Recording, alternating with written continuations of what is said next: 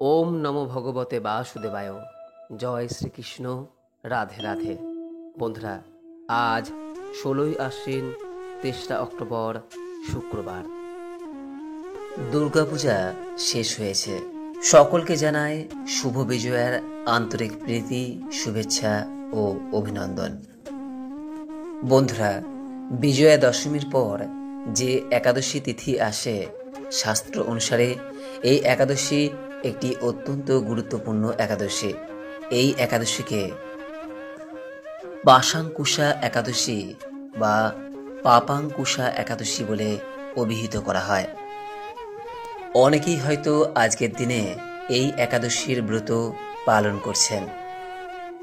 একাদশীর ব্রত পালন করলে এই বিষয়টি নিশ্চয়ই জানেন যে আজকের দিনে যতক্ষণ পর্যন্ত না একাদশীর ব্রত কথা শ্রবণ করা হয়, ততক্ষণ পর্যন্ত ব্রত অসম্পূর্ণ থাকে। এমনকি যদি কেউ কোনো কারণে একাদশীর ব্রত নাও রাখতে পারেন, কেবলমাত্র ব্রত কথা শ্রবণ করে ভগবান শ্রী হরিবিষ্ণুর উদ্দেশ্যে বা শ্রীকৃষ্ণের উদ্দেশ্যে আজকের দিনে একটি প্রদীপ প্রজ্বলন করতে পারেন, তাতেও এই ব্রতের পূর্ণ ফল অনেকাংশে লাভ করা যায়। তাই বন্ধুরা, আজ এই দুর্গাপূজা সংলগ্ন একাদশী, যাকে পাশাঙ্কুশা একাদশী বলা হয়, এই একাদশীর দিন একাদশীর ব্রতটি পালন করুন বা নাই করুন, আজকের দিনে অবশ্যই একটি বারের জন্য শ্রবণ করুন এই পাশাঙ্কুশা তথা পাপাঙ্কুশা একাদশীর ব্রত কথাটি। আজকের দিনে যতবার আপনি এটি শ্রবণ করবেন, ততবার ভগবান শ্রী হরি বিষ্ণুর কৃপায় পরম শান্তি অনুভব করবেন। আশা করি দর্শক বন্ধুরা, এই ব্রত কথাটি শ্রবণ করে আপনাদের ভালো লাগবে। শুরু করছি শ্রী হরি বিষ্ণুর পাশাঙ্কুশা তথা পাপাঙ্কুশা একাদশীর ব্রত কথা।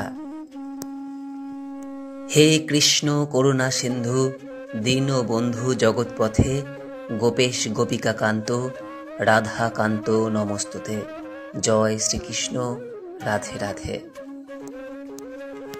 ব্রহ্ম বৈবর্ত পুরাণে বর্ণিত মহারাজ যুধিষ্ঠির বলিলেন, হে মধুসূদন, আশ্বিন মাসের শুক্লপক্ষের একাদশীর নাম কি? তদুত্তরে ভগবান শ্রীকৃষ্ণ বললেন, হে রাজেন্দ্র, আশ্বিনের শুক্লপক্ষিয়া একাদশী পাশাঙ্কুশা নামে প্রসিদ্ধা। কেউ কেউ ইহাকে পাশাঙ্কুশাও বলে থাকেন। এই একাদশীতে অভীষ্ট ফল লাভের জন্য মুক্তিদাতা পদ্মনাভের পূজা করবে। শ্রীহরির নাম সংকীর্তন দ্বারা পৃথিবীর সর্বতীর্থের ফল লাভ হয় এই একাদশী তিথি পালনে। বদ্ধ জীব মোহবশত বহু পাপ কর্ম করেও ভগবান শ্রীহরির শরণাপন্ন হয়ে প্রণাম নিবেদন নরক যাতনা থেকে রক্ষা পায় এই একাদশীর ব্রত পালনের মাধ্যমে। এই একাদশীর ব্রত কথা ও মহিমা শোনার ফলে নিদারুণ যমদণ্ড থেকেও মুক্তি লাভ হয়। শ্রী হরিবাসর ব্রতের মতো ত্রিভুবনে পবিত্রকারী আর কোনো বস্তু নেই। হাজার হাজার অশ্বমেধ যজ্ঞ এবং শত শত রাজস্ব যজ্ঞ এই ব্রতের শতভাগের একাংশের সমান হয় না। এই ব্রত পালনে স্বর্গবাস হয়, মুক্তি, দীর্ঘায়ু, আরোগ্য, সুপত্নী, বন্ধু প্রভৃতি অনায়াসে লাভ করা যায়। হিন্দু পুরাণ অনুসারে একবার বিন্ধ্যাচল পর্বতে ক্রোধন নামক এক শিকারী বসবাস করত। সে অত্যন্ত নিষ্ঠুর ও হিংস্র ছিল।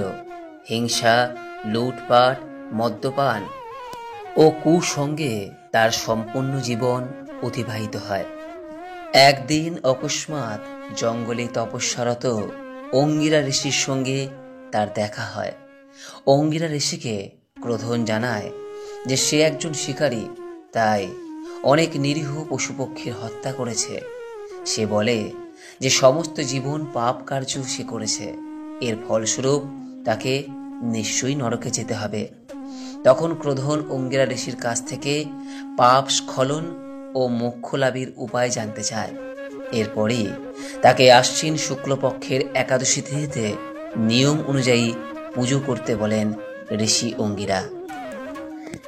ঋষি অঙ্গিরার পরামর্শ অনুযায়ী ওই শিকারী উপবাস রাখেন, নিয়ম মেনে শ্রী হরিবিষ্ণুর পুজো করেন এবং ব্রত সমাপ্ত করেন। শ্রী হরিবিষ্ণুর আশীর্বাদে শিকারীর সমস্ত পাপ তাতে দূর হয়ে যায়। শিকারীর মৃত্যুর পর যমদূত যখন তাকে নিতে আসে তখন সে চমৎকার দেখে আশ্চর্যচকিত হয়ে পড়েন, কারণ পাপাঙ্কুশা একাদশীর প্রভাবে তার সমস্ত পাপ দূর হয়ে গিয়েছিল। খালি হাতে ফিরে আসতে হয় যমদূতগণকে। বিষ্ণুর আশীর্বাদে বৈকুণ্ঠ ধামে গমন করেন সেই শিকারী। তাই এই পাশাঙ্কুশা একাদশী আসলে পাপাঙ্কুশা একাদশী নামেই পরিচিত। হে রাজন, গয়া, কাশী, এমনকি কুরুক্ষেত্রেও শ্রী হরিবাসর অপেক্ষা পুণ্যস্থান নয়। হে ভোপাল, একাদশীর উপবাস ব্রত করে রাত্রি জাগরণ করলে অনায়াসে বিষ্ণু লোকে গতি হয়। এই পাশাঙ্কুশা ব্রতের ফলে মানুষ সর্বপাপ মুক্ত হয়ে গোলকে গমন করতে সমর্থ হয়। এই পবিত্র দিনে যিনি স্বর্ণ, তিল, গাভী, অন্ন, বস্ত্র, জল, ছত্র, পাদুকা যদি দান করে থাকেন তাকে আর যমালয়ে যেতে হয় না। যারা এই সকল পুণ্য কার্য করে না তাদের জীবন কামারশালার ফাপড়ের মতো বিফল। নিষ্ঠার সাথে এই ব্রত পালনে উচ্চকুলে নিরোগ ও দীর্ঘায়ু শরীর লাভ হয়। অত্যন্ত পাপাচারীও যদি এই পুণ্যব্রতের অনুষ্ঠান করে তবে সেও রৌরব নামক মহাযন্ত্রণা থেকে মুক্ত হয়ে বৈকুণ্ঠ সুখ লাভ করে। কৃষ্ণ ভক্তি লাভই এই একাদশীর ব্রতের মুখ্য ফল। তবে আনুষঙ্গিক রূপে স্বর্গ, ঐশ্বর্যাদি অনিত্য ফলও লাভ হয়ে থাকে এই পাপাঙ্কুশা একাদশীর ব্রত পালনে।